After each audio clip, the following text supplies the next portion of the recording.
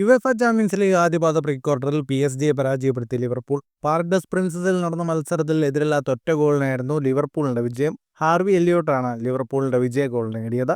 മത്സരത്തിൽ ലഭിച്ച നിരവധി അവസരങ്ങൾ പുറത്തേക്കടിച്ചു കളഞ്ഞത് PSG-യുടെ തോൽവിക്ക് കാരണങ്ങളിലൊന്നായി. അൽസൺ ബെക്കർ മികച്ച സേവുകളുമായി കളം നിറഞ്ഞതോടെ ലിവർപൂളിന് ആദ്യപാദത്തിൽ മേൽക്കൈ നേടാനുമായി. ആദ്യ പകുതിയിൽ കാരക്സ്കേലിയ ഒരു തവണ പന്ത് വലയിലെത്തിച്ചെങ്കിലും ഓഫ്സൈഡിനെ തുടർന്ന് അത് നിഷേധിച്ചിരുന്നു. മത്സരത്തിന്റെ രണ്ടാം പകുതിയിൽ 87-ാം മിനിറ്റിലാണ് ലിവർപൂളിനായി ഹാർവി എല്ലിയോട്ട് വിജയ ഗോൾ കണ്ടെത്തിയത്. മത്സരത്തിന്റെ കണക്കുകളിലേക്ക് വന്നാൽ 71% ബോൾ പൊസഷൻ PSG-ക്കായിരുന്നു. 27 ഷോട്ടുകൾ PSG ആകെ തൊടുത്തു. 10 ഷോട്ട് ഓൺ ടാർഗറ്റ്. 694 പാസുകൾ 90% കൃത്യതയോടെ PSG പൂർത്തിയാക്കി. 2 ഷോട്ടുകൾ മാത്രമാണ് ലിവർപൂൾ മത്സരത്തിൽ തൊടുത്തത്. അതിലൊന്ന് ഓൺ ടാർഗറ്റ്.